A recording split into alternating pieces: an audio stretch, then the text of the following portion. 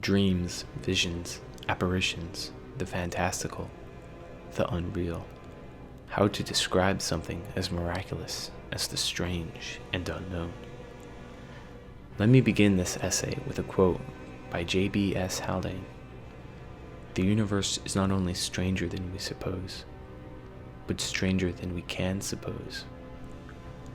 To expand on that quip, we, as in humans, we don't know how much we don't know. We could be reaching the upper limits on what's technologically possible, or we could have merely scratched the surface. And how would we even know if we do hit the limits? Perhaps our methods are wrong, or an equation is missing that could change everything. Remember that there is no such thing as no such thing.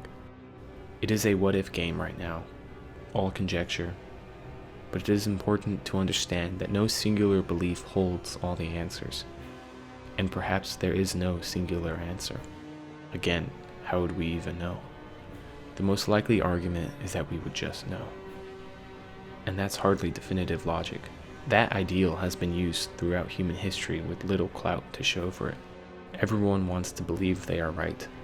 It helps give meaning, validation, and all-around understanding to their lives. Faith is a slippery slope, however. Every argument against your belief becomes a test of your courage and conviction. What follows is an us versus them mentality. Challenge only exists to further cement your loyalty. Your viewpoint becomes narrower and narrower. You have been brainwashed since birth, and now you continue to brainwash yourself. It is a system that works in cycles, and it is effective. But what about the inexplicable? What about the mysterious?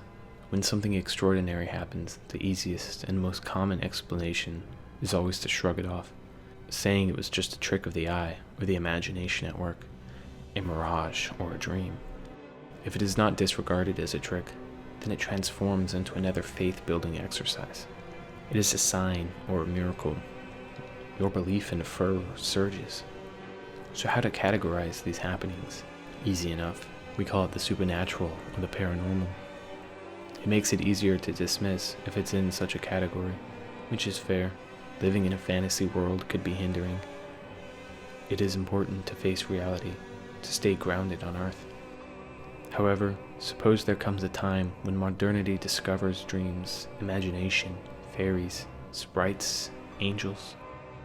When science explores fantasy and learns that this 3D material world is only a fraction of what's out there. We're talking globally accepted and irrefutably proven. It would be a lot to take in. The possibilities would feel almost endless. Science, religion, and even politics could drastically change forever. A lot of faraway notions such as world peace, ending starvation and poverty, as well as disease, they would feel within reach. Dreams becoming reality, fantasy merging with physicality. It's a curious scenario, but in truth it is the direction that the world is heading, unveiling the curtain that hangs in front of the wonderful and impossible, the spiritual and the supernatural.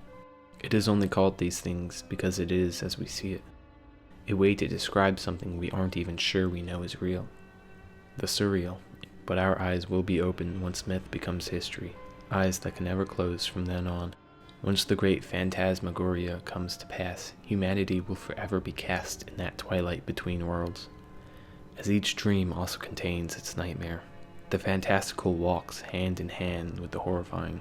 The universe is a strange place, sure, but it is likewise far more dangerous than it is strange even. Opening Pandora's box will bring humanity to such a lurid awakening that the whole world would be thrown into chaos. The haunting far outweighs the holy for it to be worth opening. Shadows belong in the dark. Dreams in the astral belong in the pseudo. Phantoms, ghosts, demons, underworlds, and Chthonian terrors unspeakable. There are far more legends of dark and shadowy entities than there ever will be of the kind ones. When we can open up the path to dreams, we will seal our fate on a ticket to the land of night, a land of the dead. It is boorish and foolish to believe in something like a god, and not a devil. Faith will be irrelevant when the ghastly is skulking in your very shadow. Oh, you will believe then, there is no doubt about that. We can consider ourselves lucky to have such ignorant and narrow-minded world and cosmic views. What lurks in the aphotic corners of reality is not only more grim than we suppose, it is more grim than we can suppose.